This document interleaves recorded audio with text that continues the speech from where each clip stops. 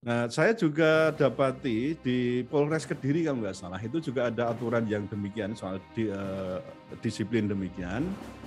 Hanya kalau persoalan menghukumnya dengan hukuman fisik secara terbuka, misalnya dengan push up, dengan apa Ya, itu, nah itu menurut saya yang perlu dikritisi. Saya kok merasa itu ada dalam tanda kutip ya seolah itu menghinakan. Jadi kalau menurut saya sih lebih baik ya hukumannya itu langsung aja. Kalau memang kedapatan ini agak panjang dikit ya langsung disuruh nyukur jenggot atau ya. apa. Itu aja lebih Ya. bagus. Tidak perlu harus push up, harus melakukan aktivitas yang fisik. Menurut saya itu justru kalau dilihat orang banyak itu ya itu yang tadi justru menimbulkan syak wasangka yang wah ini kok sedemikian banget, apa ini ada kaitannya enggak ini dengan misalnya Betul. soal agama Islam, padahal untuk Ya. orang beragama Islam yang muslim ya, yang laki-laki itu kan biasa bahkan ada anjuran supaya untuk memelihara jenggot dan juga mengenakan celana yang di atas tumit, ya istilahnya cingkrang atau apa, itu memang sunahnya kan begitu toh Mas, gitu kan? Itu ada sunahnya gitu loh. Makanya terus kemudian bisa jadi netizen itu mungkin berpikiran berasosiasi yang macam-macam sampai mungkin pada titik tertentu, loh kok ngono kok jadi Islamofobia.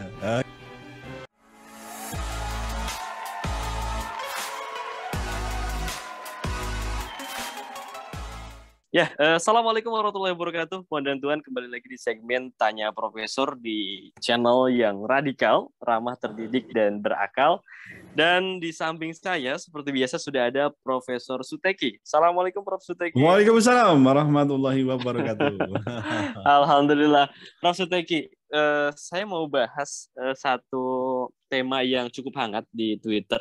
Yeah. Jadi, saya dapat dari timeline, kurang lebih isinya itu bahwa Polres Lombok Tengah menghukum anggotanya yang ketahuan memelihara jenggot. Nah, hal itu dikatakan sebagai persiapan untuk menyambut ajang balapan MotoGP Mandalika.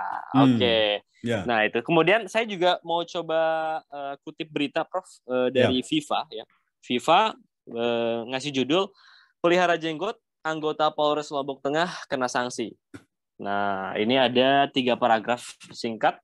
Jadi Polres Lombok Tengah melakukan penegakan ketertiban dan disiplin Gaktiblin terhadap anggota pada Senin 14 Maret 2022.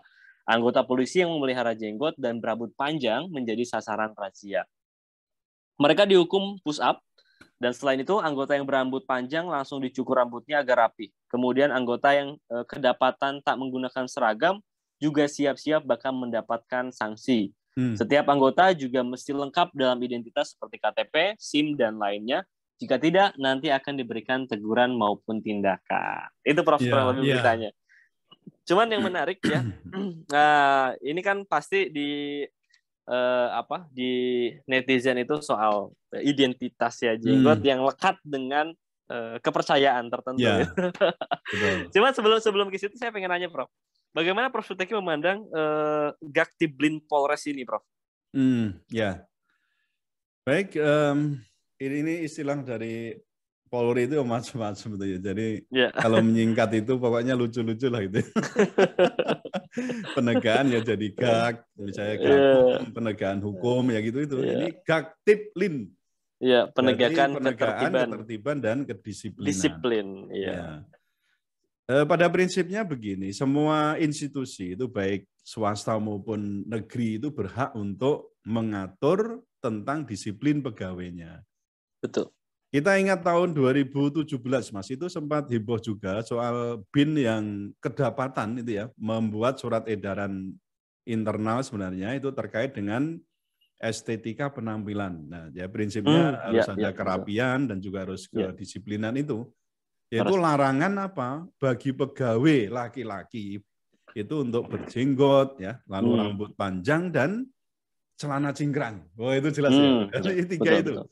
Nah, aturan itu konon katanya itu untuk internal lah ya, pokoknya hanya untuk di kantor BIN saja, sedangkan nanti di luar kantor sudah tidak dipersoalkan. Tapi kan waktu itu kan sempat heboh juga di situ. Betul. Nah, saya juga dapati di Polres Kediri kalau nggak salah itu juga ada aturan yang demikian soal disiplin demikian. Hanya kalau persoalan menghukumnya dengan hukuman fisik secara terbuka, misalnya dengan push up, dengan apa Ya. itu, nah itu menurut saya yang perlu dikritisi.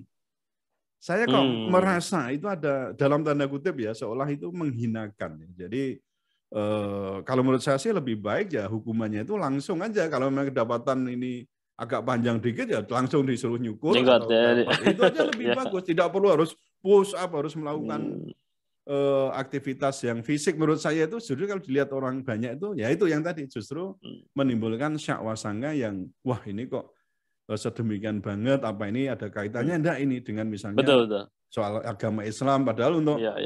orang beragama Islam yang muslim ya, yang laki-laki itu kan biasa bahkan ada anjuran supaya untuk memelihara jenggot dan juga mengenakan celana yang di atas tumit, ya istilahnya cingkrang atau apa, itu memang sunahnya kan begitu toh Mas. Gitu kan? Nah, itu ada sunahnya gitu loh. Makanya terus kemudian bisa jadi netizen itu mungkin berpikiran berasosiasi yang macam-macam sampai mungkin pada titik tertentu, loh kok ngono kok jadi Islamofobia. Nah, gitu loh. Iya betul. Betul Prof ya. Makanya saya pengen nanya Prof. Jadi kalau kita dilihat di masyarakat itu ada penilaian yang dibilang gimana ya, stereotip atau saya bilang unik lah Prof ya. Soal jenggot ya. Soal jenggot kaitannya dengan polisi, kaitannya dengan muslim, kaitannya dengan ekstrim. Wah. Ekstremisme. Itu kan satu kesatuan yang belakangan ini terus diputar narasi itu. Iya, betul. Jadi keterkaitan jenggot, polisi, muslim, ekstrim itu muter di situ.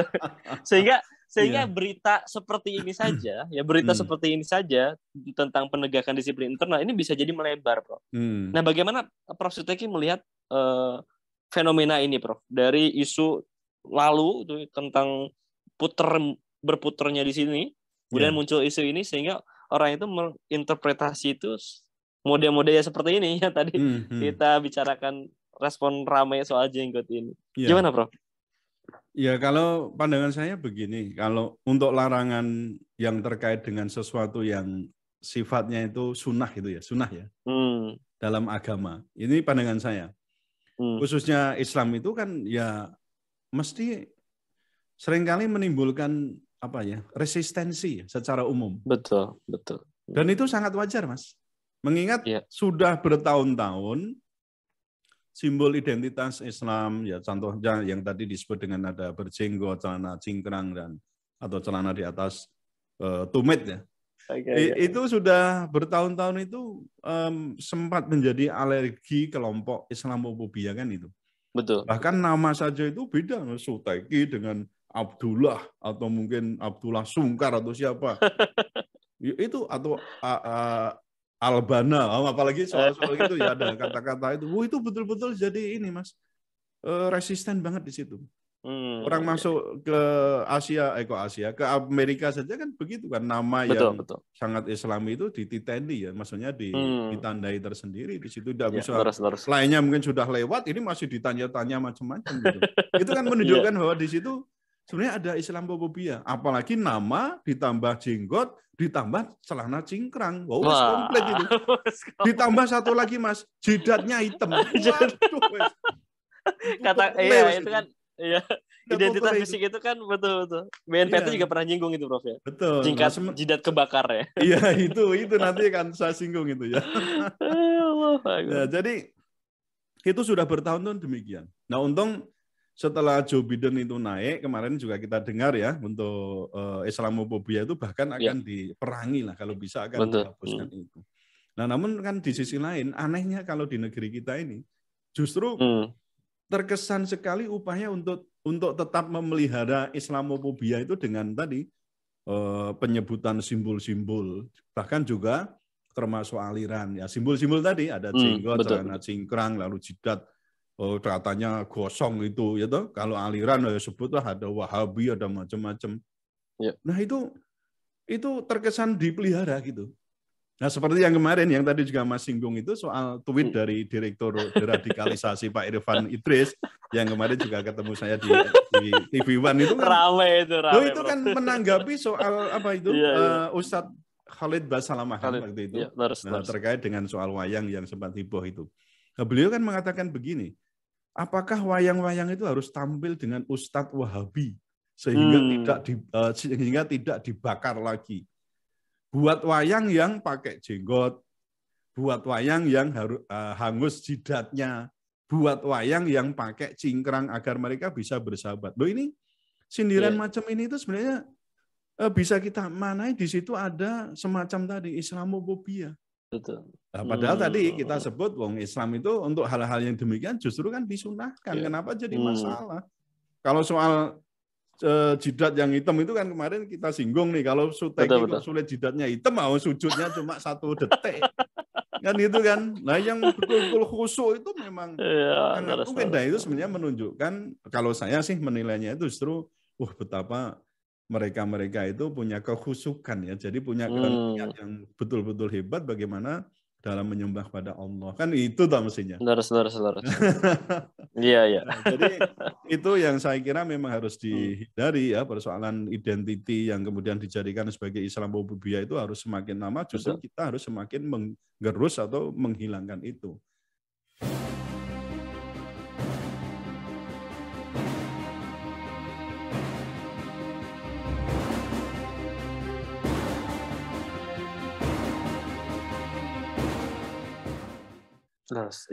Iya. Kalau bicara soal dasar hukum, Prof ya, ini soal dasar hukum jadi peraturan internal gitu. Yang ingin saya tanyakan, ada nggak sih, Prof, batasan dasar hukum ya soal penegakan disiplin institusi yang ini membolehkan seseorang itu untuk memelihara jenggot misalkan, atau sesuatu yang didasari oleh keyakinan agama misalnya. Itu ada nggak sih, Prof? Yang istilahnya menjamin bahwa dia itu tetap bisa menjalankan keyakinannya itu.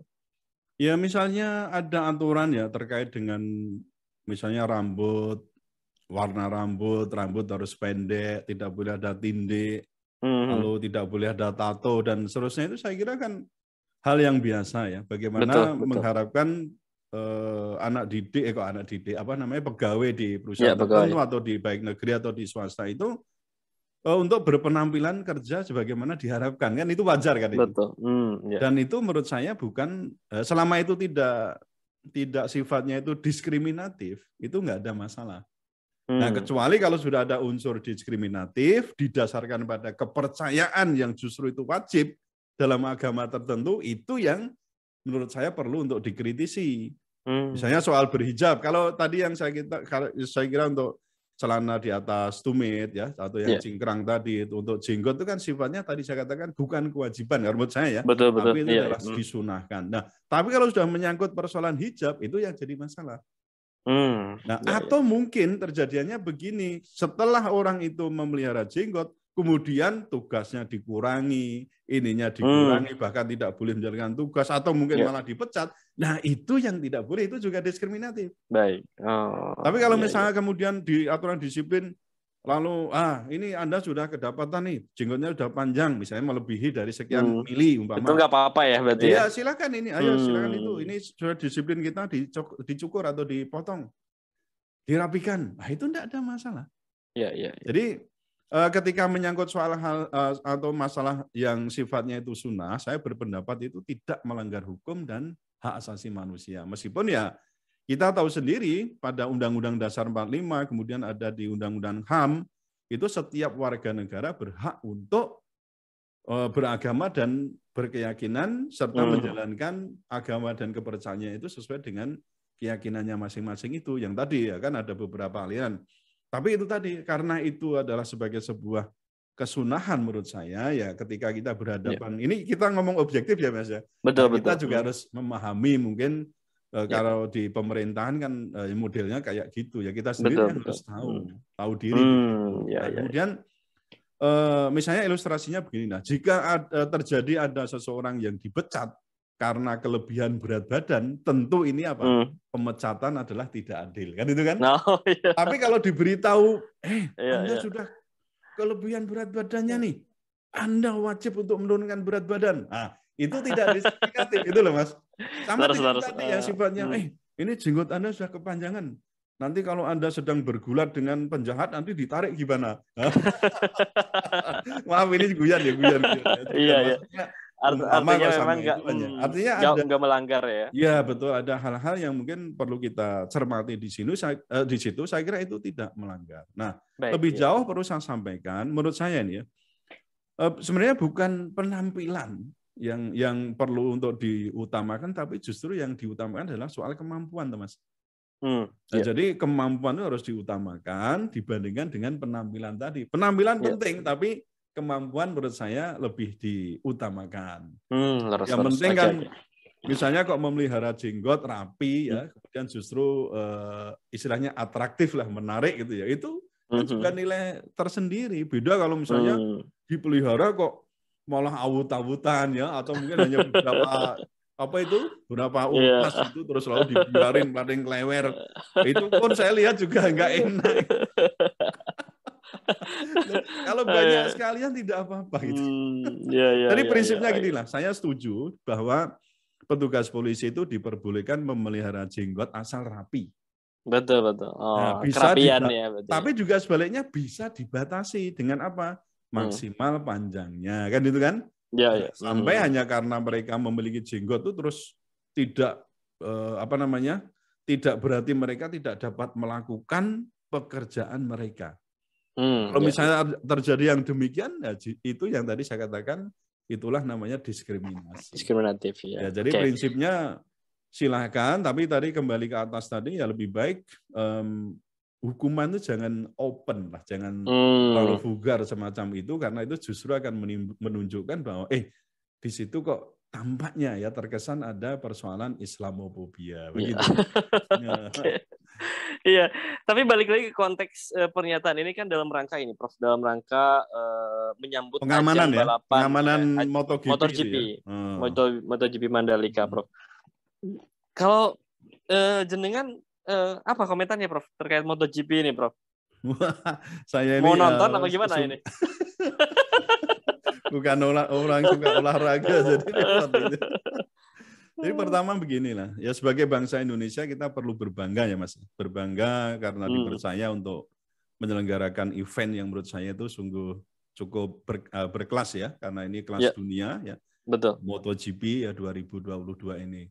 Ini saya kira prestasi dunia yang bisa dikatakan tidak dianggap remeh lah. Karena ini kan mau nggak mau ini akan mengangkat nama kita di kancah internasional kan itu. Lalu yang kedua, saya berharap ya secara teknis nanti tidak ada persoalan-persoalan yang menghambat. Terutama soal kualitas aspal yang kemarin kan sempat juga dipersoalkan, ya, lalu sirkuitnya, kemudian kepanitiaannya yang katanya orang ini kurang melibatkan komunitas lokal. Terus kemudian satu lagi yang persoalan ini alam. Ini kalau hujan deras sampai banjir apa ya kelakuan itu. Nah, itu kan itu ya Allah nanti yang menentukan bagaimana. Di tanggal berapa itu? 18-19 ya kalau nggak salah ya. 18-19 Maret ini. Lalu yang ketiga, saya berharap juga penontonnya itu cukup gitu ya. Kemarin saya baca-baca kok malah tiketnya masih pemberitaan kurang antara ya? Itu sudah habis katanya ya. Sudah habis untuk posisi tertentu, tapi masih tersisa sekitar 21.000 sekian yang itu bisa masih dibuka, ada belasan counter yang menjual itu masih ada dibuka itu. Nah, selain itu Mbak ya, saya berpikir ini orang-orang yang di sekitarnya itu kan perlu juga mungkin menyaksikan. Kalau nggak punya uang ya digratiskan kan bisa, gitu loh ya orang-orang. Ya itu penting maksud saya. Jadi bagaimana mengajak orang sekitar itu juga ikut terlibat, ikut diberdayakan, ikut ini ya. Antara ini itu, kenapa sih nggak beberapa misalnya dijual, bukan dijual, maksudnya digratiskan untuk rakyat yang sekitar situ. Itu menurut saya kok penting ya. Jadi ini ya, supaya mereka ikut memiliki maksud saya itu. Betul. Iya. Kemudian yang keempat itu, saya yakin ya Indonesia ini, ya kalau kita optimis untuk menang kok kayaknya juga repot juga ya. Ini Mas Galang Hendra Pratama itu kan baru juga sekali mau ikut ini ya, ikut kontes untuk di tingkat internasional kalau nggak salah. Iya. Yang akan diikuti ini kayaknya sih kalau nggak salah saya baca itu punya target berapa puluh lah, yang paling nggak sampai finish itu bisa mencapai berapa puluh itu. Nah, Itu tadi, ini adalah sebuah tantangan dan menurut saya kalau misalnya tetap ikut ya dalam lomba ini, yang memang Mas Galang Hendra Pratama dari Jogja itu kan dijadwalkan untuk ikut di perhelatan ini, ya semoga Betul. ya tidak terlalu memalukan lah, apalagi sampai jatuh dan seterusnya itu ya. Kalau bisa jangan ya. Tapi kalau main motor nggak jatuh takut ya saya kira enggak lah. Jatuh bangkit lagi kan itu. Iya. Baik, Nah kalau baik. perkiraan Mas Aap siapa nih pemenangnya nih? Wah. Aduh, saya emang nggak tahu, Prof. Nah, itu makanya kok tanya saya. Katanya Barangkali sih mau Mas ya, mau katanya ini dukung ya. ya diprediksikan ini pembalap tim Repsol Honda ya, Paul Espargaro itu katanya bisa memenangkan karena apa? Pada hari terakhir tes pramusim itu pada bulan Februari dia mampu menjadi yang tercepat. Nah, katanya gitu Oke. sih kalau Iya. berita itu. Nah, ini kok saya jadi reporter ini gimana? Reporter MotoGP. Reporter MotoGP ini gimana? Oke, baik. Udahlah, Prof lah. Kita cukupin aja nanti. Biar gak tambah ngaco ini. Ya, baik Prof Suteki, Puan dan Tuan juga terima kasih semuanya yang sudah menonton sampai di sesi pertanyaan keempat. Kali ini kita membahas tentang jenggot dan MotoGP ini yang cukup menarik jawaban-jawaban dari Prof Suteki. Ya, jangan lupa untuk tetap stay tune di channel Prof Suteki ini, tonton juga video-video sebelumnya dan jangan lupa untuk like, comment, share dan juga subscribe ya channel ini dan saksikan video-video kita karena kita akan senantiasa mengulas ya isu-isu viral secara radikal. Ramah, terdidik, dan berakal. Baik, terima kasih Prof Suteki, terima kasih Puan dan Tuan semua. Saya pamit undur diri. Assalamualaikum warahmatullahi wabarakatuh. Waalaikumsalam warahmatullahi wabarakatuh.